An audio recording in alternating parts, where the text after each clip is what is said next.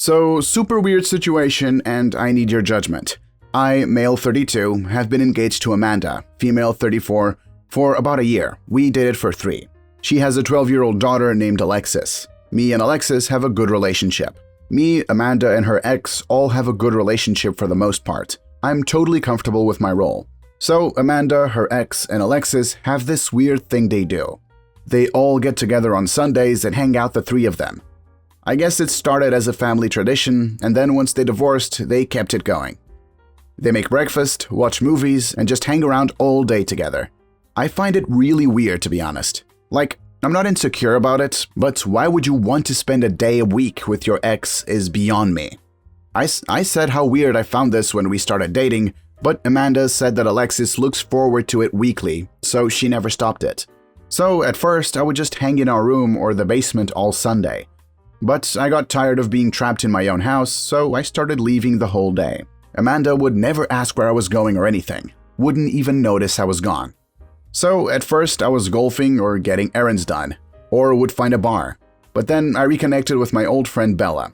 Bella and I dated 5 years ago and have remained good friends since. She just broke up with her husband and moved into a new apartment. I told her one Sunday that I was just planning on going to the movies and she instead invited me over. We smoked some weed, watched some movies, cooked, and just hung out.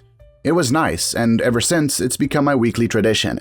Whenever Sunday would come around, I'd head over to Bella's and we'd just hang out all day. I didn't see the need to bring up to Amanda where I was going. She never asked or even wondered where I was every Sunday. So yesterday, Bella stopped by our house to drop off my phone charger because I left it at her place. Amanda asked why Bella had my phone charger, and I told her that it's where I was on Sunday. She asked why I was there, and I told her that was my Sunday hangout spot. She flipped out, saying how rude it was to not let her know I was hanging out with an ex. I laughed and said, "Do you really not see the irony with that statement?" She said it's different because she was forthcoming about her ex's relationship, and that if I had an issue with it, then I should have said so. I said I did already bring it up, and that she said it was important for her daughter. Was I supposed to interfere with the highlight of her daughter's week in order to make myself feel better? No, I'll just sneak out the back door and head to my friend's house. And that I didn't see why this was even an issue at all. We trust each other and are adults. Amanda doesn't want me over there anymore and said she wants me to find another way to spend my Sundays. I said then I don't want your ex over here on Sundays anymore if that's how we're playing this. Am I the a-hole? Now the top comments. You are the a-hole. I think that you handled this incredibly poorly. I mean, you knew how she would react. Of course, she wouldn't be comfortable with you sneaking around with your ex because that was what you were doing. Your girlfriend has been forthcoming with you about this tradition between her ex, her daughter, and herself. Like, you knew that was happening, and it was happening under your roof while you were there, so you also knew it was all fine. I'll be honest, while I was typing this out, I was originally putting "everyone sucks" here because she was having her ex over. However, as I thought about it, she was honest with you while you were shady with her. You need to apologize and find another way to spend your Sunday. I will throw you a bone here. I do think your girlfriend and her ex need to find a better way to practice this tradition so you don't feel uncomfortable in your own home. That's not really fair to you. Not the a-hole. This isn't co-parenting. We all only have so much time off to spend with our loved ones. She's excluding you from a big chunk of that every single week. Even if you hadn't voiced your concerns, the fact that she never considered how the situation affects you is troubling. But you have brought it up, and she still showed you no consideration. So you're supposed to don your red suspenders and Superman shirt and remain chained in the basement like Sloth from Goonies every Sunday? She didn't care how you were being impacted each and every week. And she didn't care what you were doing and with whom. I have a feeling you've taken some dramatic license in crafting this narrative. But if she doesn't give an F every Sunday, you don't owe her an explanation as to your whereabouts during this period of time either. I'm going with "everyone sucks" here. You definitely should not have kept what you were doing a secret from your partner, especially given who you're doing it with. Being honest and open with her, even if she didn't ask, would have shown a lot of respect for her and for your relationship. However, on the flip side, why can't you be included in the Sunday tradition?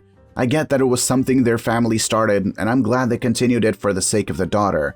It's great that they're able to do this. Most co-parenting situations are not friendly. But you are a part of the family too.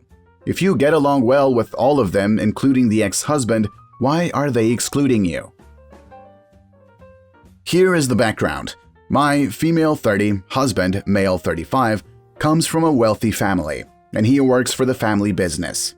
When we met 7.5 years ago, I was a fresh college graduate, working a minimum wage job and neck deep in student loans. We got married very fast, 8 months after meeting, and I had met his parents all of 3 times. His parents insisted that I signed a prenup, and I understand them completely. If my child was in the same situation, I would have made the same decision. This prenup pretty much says that in the event of a divorce, I get nothing. Unless he cheats, then I get alimony. Also, finances, debts, properties, and savings are completely separate unless both of our names are on the asset. I asked to amend it so he gets nothing too, and they all agreed that it was fair. The house we live in is owned by his parents, and the car he drives is a company car. We have a joint account for monthly expenses, groceries, utilities, landscaping, etc., that we put in equal amounts. Over these last 7 years, I have been able to get a good job, pay off all my loans. Not having to pay for housing is a huge bonus, and I have saved about 35% for a down payment on a house and a substantial emergency fund. On the other hand, I know that my husband has credit card debts since he is of the mindset, buy it now and pay it off later. He has no asset to his name except for a 401k. No savings at all. Even though my in-laws are great and they consider this house as ours and not theirs, I want something to my name. I want to have a house that is my own to change how I want and to be proud of. Over the years, my husband to even contemplate the idea of buying a house. I started looking and finally found the house of my dreams. And suddenly, my husband did a 180 and wants to co-own the house with me. His idea is that I put down the down payment, pay another 15%, and he pays for the other 50%. That way, we are equal owners. I did not want to do that. I know my husband and he will not be able to pay his part of the mortgage. Sometimes his share of the monthly expenses is transferred by his parents, as well as them always paying off some of his debts. Now he won't even talk to me. Says if I don't agree to co-owning with him, then he won't move in with me at all. That it shows that I don't trust him. So what are your advices on this whole mess? Now the top comments. Not the a-hole. You're smart for not doing what he wants. Think about it. He's going to inherit a lot. That's why he's not concerned about saving or investing. If you were to put his name on the house and then you divorce, he's going to take half of your assets and you get none of his because his parents are shrewdly keeping them in their names. Explain to him that you have to invest and protect yourself to ensure your future while he does not. Also, check your state laws. In my state, women can own property separately from their husband, but a man's property acquired during the marriage automatically becomes community property. But maybe not in the case of your prenup. Just make sure that in your state, a wife's property does not automatically become community property. That was smart of you to make the amendment to the prenup, though. Similarly, if you start buying stocks or other assets, don't put his name on the account in case of a divorce. Maybe only as a beneficiary if you want. Here's the thought. Why don't you buy the house as an investment and just rent it out for now? That way, if you're not going to live there, he may not be so insistent on adding his name to the title. Tell him it's a business investment. Or if you really want to live there, tell him you'll only add his name if he's willing to amend the prenup again and specifically exclude it from community property. You would also want to amend the prenup if you have children. For context, a relative of what used to be a close friend of mine, whom we'll call Gary for this story, contracted cancer. I, male in his mid-20s, was sympathetic and even contributed $100 to a donation pool for their treatment. But Gary came to me one day and took his hat off to reveal a freshly shaven head. He told me that everyone in his family were doing it in support of his relative, and so were a lot of our mutual friends.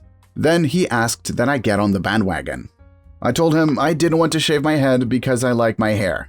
My hair is black, regularly combed, and well-styled. He said I could just get a wig or something and had actually brought his shaver kit. He was unboxing it when I told him this was not happening. I don't even really know his relative that he's doing this for. So I'm not going to do it. End of discussion. He called me an a-hole and left angry. We didn't speak for a week. Then, last Saturday, I got invited to a party at another close friend's house. There, I found out that Gary had tried the same thing on several other friends, and only a couple of them actually did shave their heads. Gary wasn't at the party, so I had a blast hanging out, playing video games, and listening to rock music. But I had way too much to drink and couldn't drive home, so they said I could just sleep upstairs. I passed out on a bed, and it was a blissful sleep, until I was shaken awake by another friend who told me Gary had showed up late and they caught him shaving my head while I was passed out. I saw what I looked like in a mirror and wanted to scream like I was in a horror movie. Gary even shaved off one of my eyebrows. Gary was still there and acting proud of himself, saying, "Now you're gonna have to shave off the rest, just like me." I was furious and called the cops. When they got there, Gary fully admitted to what he had done to me and even said he was justified. The police didn't seem to think so, as this is classified as a form of assault. They asked me if I wanted to press charges, and the first words out of my mouth were, "Hell yes." Gary cussed me out while they took him away in cuffs. I tried getting my hair restyled into something presentable, but there was no saving it, and now I'm bald too. Now, a bunch of Gary's family are telling me to drop the charges because Gary was off his meds and didn't mean to do it. I was like, what the hell? Because I never knew he was on meds, but I still refuse to drop the charges.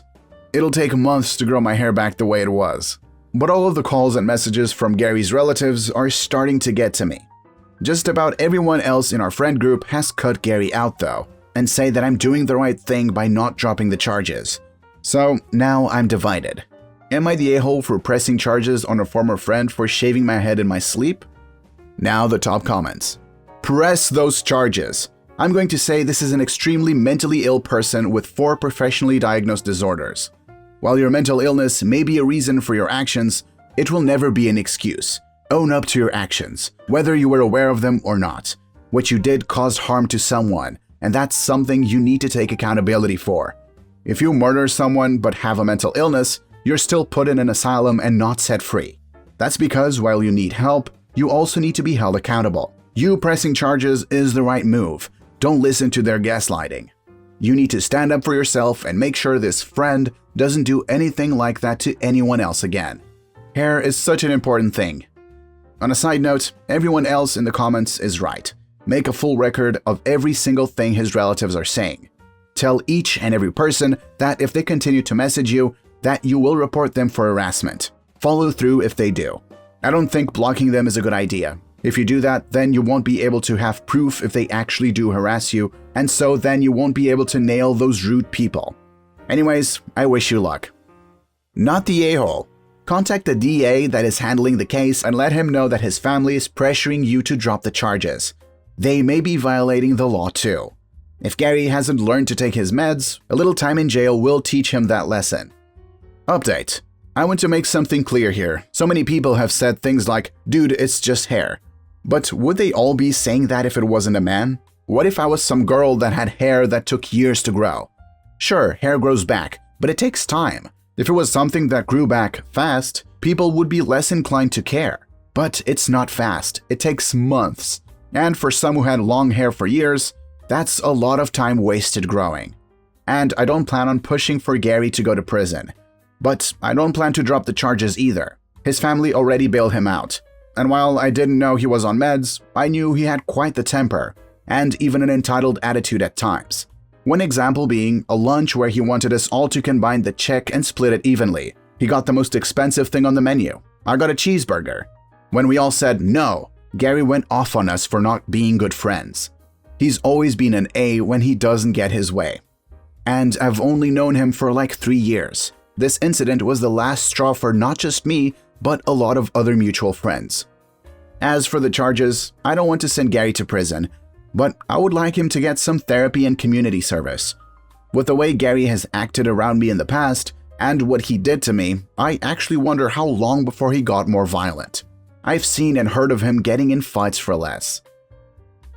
My female 28, sister female 30, has a son, male 9, who we'll call Daniel. Daniel, like me, is a high-functioning autistic person. I am often asked to take care of Daniel because, according to my sister, I can understand him better. While I understand where she is coming from, she also needs to remember that I have a job that I cannot just take days off from to go take care of someone who isn't even my own kid. Yesterday, my sister randomly dropped Daniel off at my house just an hour before I had to go to an extremely important meeting at my job. So I asked my mom, female 60, if she was willing to take care of Daniel for the day, which she said she was happy to. I called my sister and let her voicemail saying that Daniel is at our mom's house because I cannot take care of him due to work. She came by my house when I was not home and then freaked out about Daniel not being there.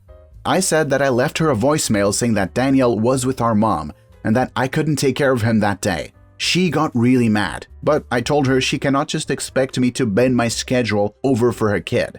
Am I the a-hole? Now the top comments.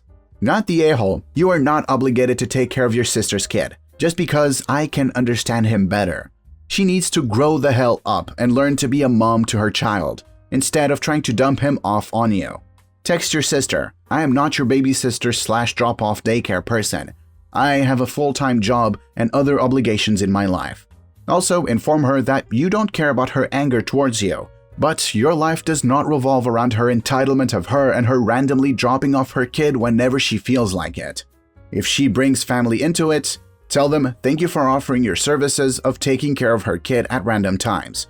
Due to the fact she does not understand boundaries, no calling to ask if you're available / if you want to watch her kid. Her self-entitlement of not giving a crap of what is going on in your life. Suggestion: please change your locks if she has a key. Get a Ring camera or something similar, so just in case she tries to say you are lying, you have proof that you are not.